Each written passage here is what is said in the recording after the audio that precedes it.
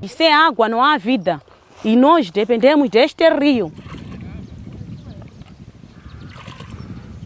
Nós sobrevivemos por causa desse rio Moatize. O regulamento de reassentamento diz que quando uma empresa criar danos às comunidades, então a empresa deve responsabilizar.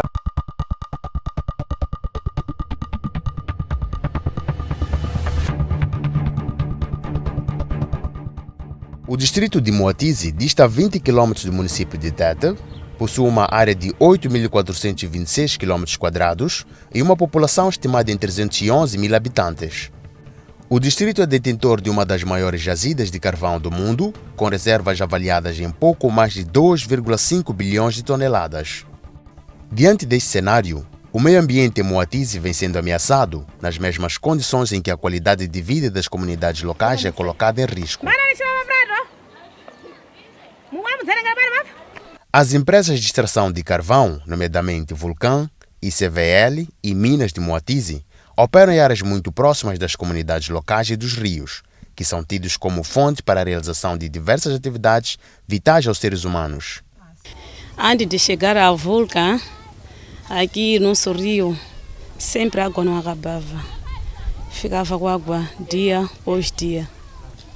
Mas na chegada dessa empresa, a Vale, que agora já mudou, é a Vulcan, já temos problema da água, de alimento. Em outubro, neste rio não tinha água, mas a partir de novembro até este dezembro, agora o rio, da forma que estão a ver, já tem água. Para dizer que a Vulcan fez uma barragem lá em cima, onde eles trabalham. Fez uma barragem e a água está amontoada num sítio. E agora, nesse tempo chuvoso, eles abriram e a água já está neste rio, da forma que estão a ver. Mas é uma preocupação para a comunidade em geral. Porque todo mundo, até inclusive a mim que estou a falar aqui, nós dependíamos deste rio. Todos aqui em Moatize, projeto que naquele tempo o projeto que havia para a gente sobreviver era a gente estava a fabricar tijolos e vender tijolos. Eu tenho 3 casas. Uma casa que eu fiz, a primeira foi uma dependência, depois a segunda foi uma dependência de 7x5, a terceira uma casa de tipo 3 com 10x7. Fiz com esse projeto de oleiro. A Vulcan, no 2020, veio. Será que o que nós queremos? Queremos esse espaço para explorar carvão. Então, para vocês que estão a fazer projeto de olaria, nós vamos dar um valor de paralisação, depois indemnização, terceiro, projeto. Então, nós já aceitamos aquilo, como veio juntamente com o governo. Então, desde 2020 até hoje, nenhuma coisa que nós recebemos com a empresa. Estamos a fazer 3 anos paralisado. A mineração da Vale, atualmente concessionada à empresa Vulcan, é um mega projeto com capacidade de produzir cerca de 11 milhões de toneladas por ano e, de acordo com a legislação mineira e ambiental nacional, os grandes projetos de extração mineira, como foi o caso da Vale e atualmente da Vulcan, devem operar com licença ambiental, atribuída depois da aprovação do estudo de avaliação ambiental, apresentado pela empresa, junto de um plano onde estão descritas todas as ações de mitigação de impactos ambientais. Portanto, é suposto que a empresa atue com responsabilidade social e ambiental. Falando das empresas, já tem o seu plano de gestão ambiental, é só cumprir o que está previsto nos seus planos de gestão ambiental para cada tipo de ambiência ambiental que está previsto no estudo de impacto ambiental. Se há detonação, qual é a ação corretiva que vai se desenvolver, se há produção de recolhido. Mas, para as comunidades, a responsabilidade da empresa com o meio ambiente é uma falácia. No papel, eles dizem que nós somos amigos do meio ambiente, ok? Vocês estão aqui em um curto tempo. Se estivesse aqui uma semana, eu iria dizer que vamos lá fazer uma montagem, vamos ficar aqui no bairro.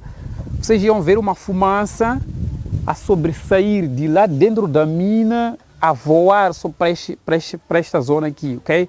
E aquela toda a poeira acaba caindo acima de nós. Em relação a este aspecto, a nossa equipe de reportagem entrou em contato com a empresa Vulcan para saber dos mecanismos que tem usado para mitigar os impactos negativos provocados pela exploração de carvão mineral nestas comunidades. Entretanto, a empresa não se mostrou disponível para prestar quaisquer declarações. A mineradora Vale diz que em Moçambique não existe uma lei que separe entre mina a céu aberto e as comunidades. O nosso quadro legal prevê que deve ter um raio de divisão entre as comunidades de 500 metros e a cobertura, a proteção vegetal da barreira vegetal ou a vedação da própria mina. Mas se nós irmos ao campo, podemos observar que tem muitas residências que estão muito dentro deste raio que foi estabelecido.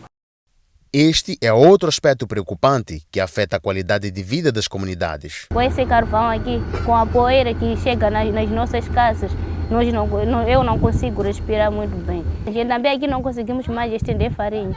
Para estender farinha é preciso ir na casa de alguém que você conhece, no bairro 5. Se você não tem alguém lá no bairro 5, você não consegue mais estender farinha. Todavia, o procedimento da detonação da mina de carvão acarreta igualmente danos patrimoniais da população próxima ao local da extração mineira. Estamos aqui perante essa casa, essa obra aqui que está aqui. Essa obra aqui, quando estava a fazer explosões aqui, essa casa aqui teve uma racha maior e acabou desabando. E o dono da casa aqui tentou nos aproximar e nós também tentamos aproximar a Vale. Acerca deste fato, 3 anos se passam após a sentença judicial ter sido proferida, na qual a empresa Vale foi instada a ressarcir os danos patrimoniais no valor de 350 mil meticais ao proprietário da residência. Entretanto, a ação da empresa permanece invisível. Mas não tivemos nenhum sucesso. E a pessoa já ficando assim desgastado, sem nada, e acabou desfazendo tudo e estaria começando de novo a construir.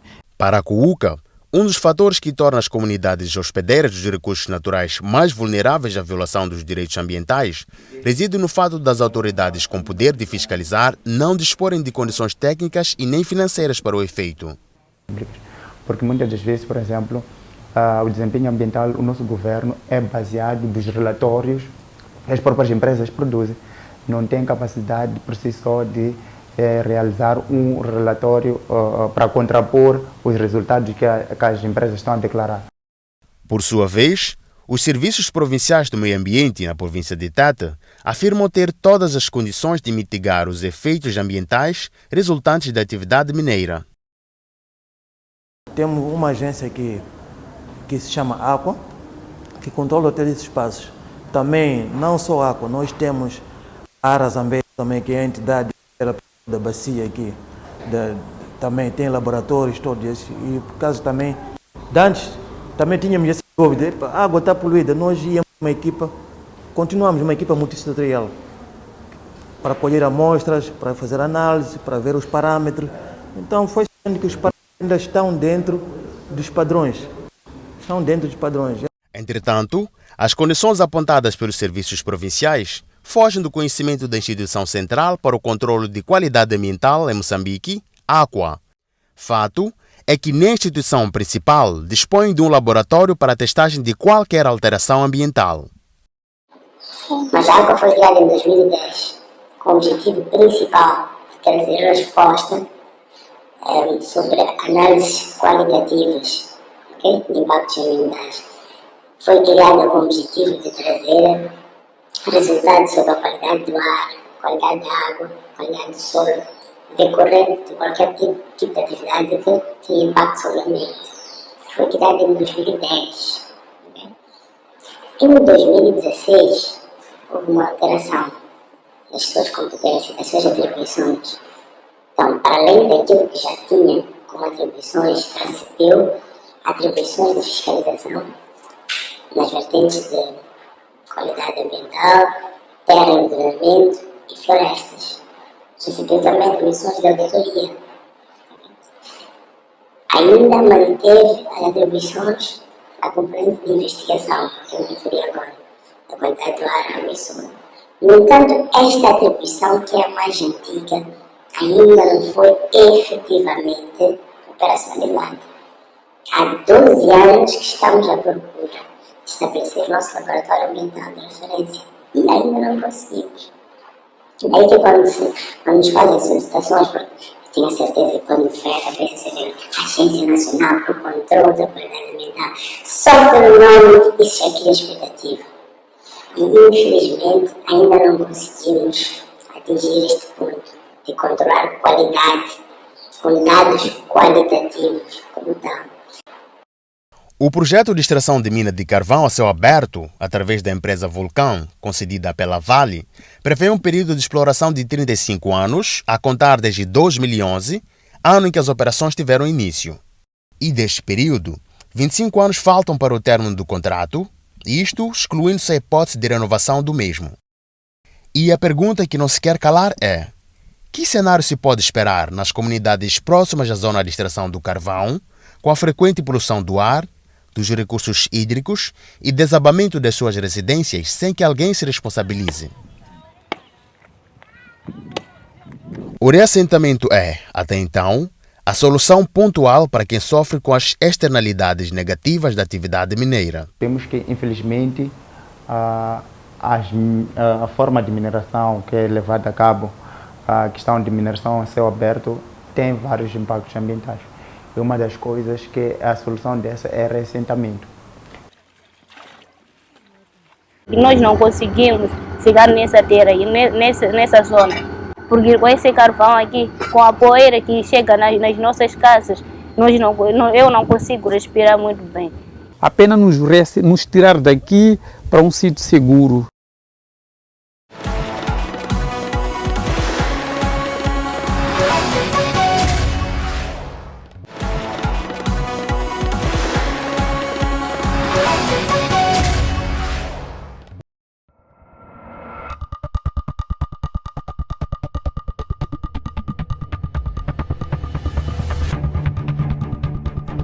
Onde nós estávamos lá, aquela área era uma área rica, digamos assim.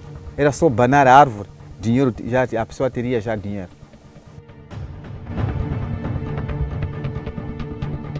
Enquanto as comunidades de Nhanchere, Bagamoio e Liberdade clamam por assentamento, mais de 1.300 famílias reassentadas nos bairros 25 de Setembro e Cateme refletem unanimidade em relação à insatisfação com as condições encontradas nos locais de reassentamento.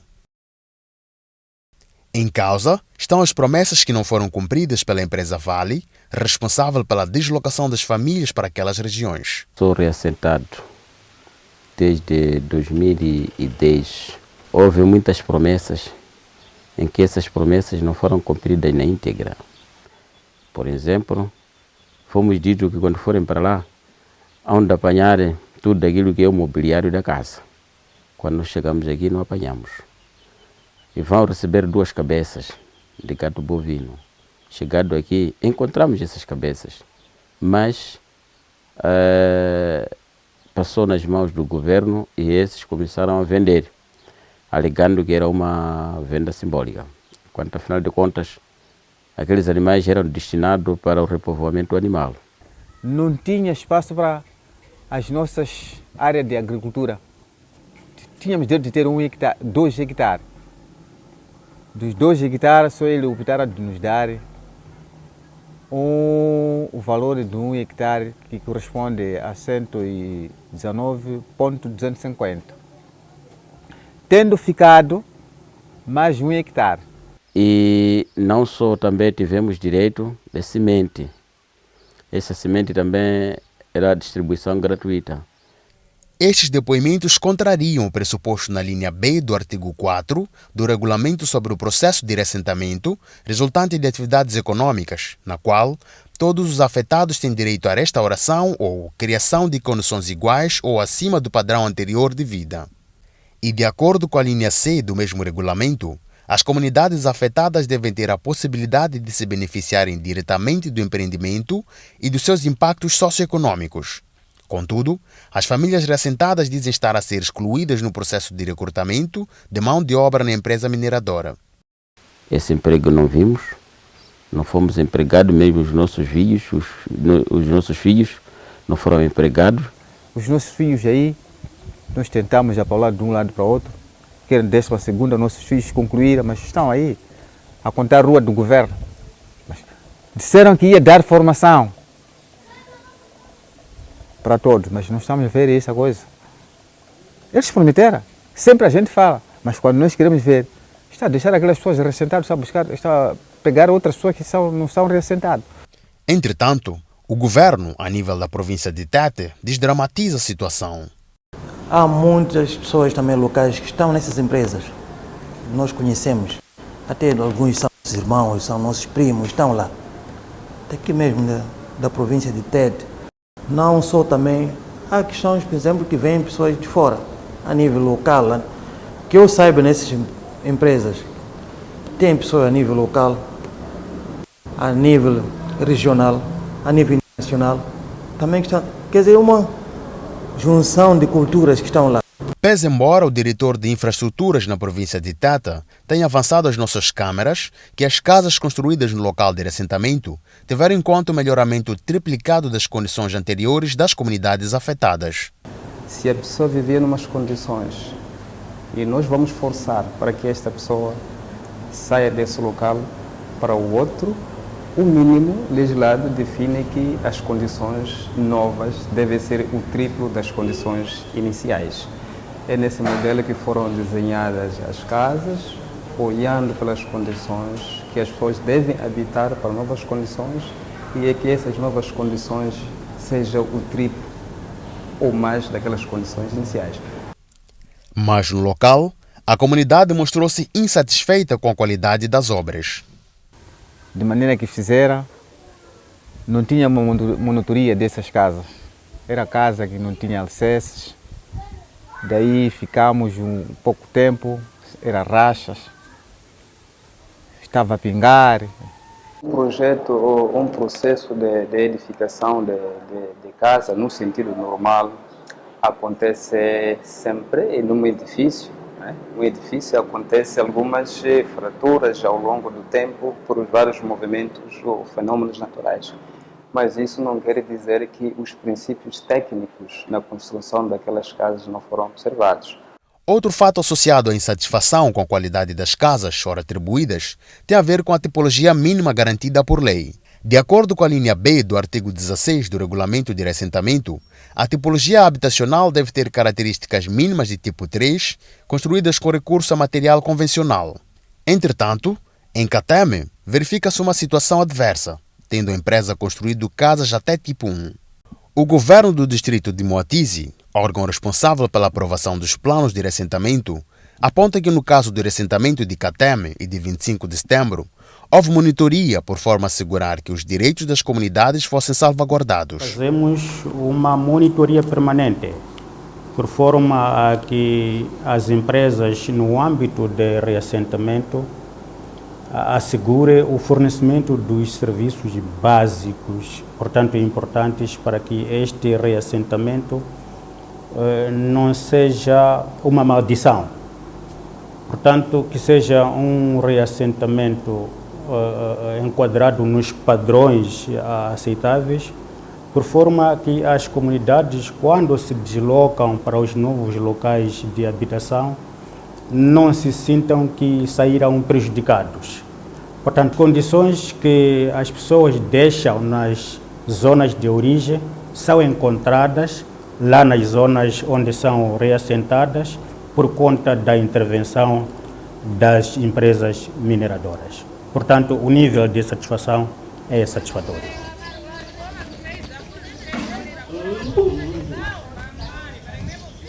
Onde nós estávamos lá, aquela área era uma área rica, digamos assim. Era só banar a árvore, dinheiro, a pessoa teria já dinheiro. As pessoas viviam com seus mínimos projetos aí. Fazíamos blocos, tijolos, outros vendiam vassouras, outros vendiam pedras. As mulheres também estariam sempre lá, tinha areia para a construção civil. vinha caro, as mulheres iam encher aqueles carros, recebiam dinheiro. Tá vendo? Vendia lenha, mas aqui já tudo é difícil. Onde nós estamos para correr, onde existe essa lenha, torna-se tão difícil. Lá tínhamos água, lá tinha essa fontenária dita, mas o Rio Matiz também tinha água boa também. Agora, a falta de água aqui hoje ou amanhã, essas são questões operacionais. São questões operacionais. É normal, por exemplo, uma fonte de água que é bombas, aquelas manuais de manhã avariar, isso por isso chamamos de questões operacionais, mas essa avaria depois tem que ser reparada. E são questões operacionais, mas em termos estrutural está lá colocada questão também de água, está lá colocada. A zona de origem, não digo que todos éramos empregados ou trabalhávamos nada, mas tínhamos uma fonte de como viver. Então vendíamos a lenha e o carvão e frutos silvestres também, por exemplo, como malambe, vendíamos. Então aquilo dava-nos bem porque estávamos a 3 km da cidade.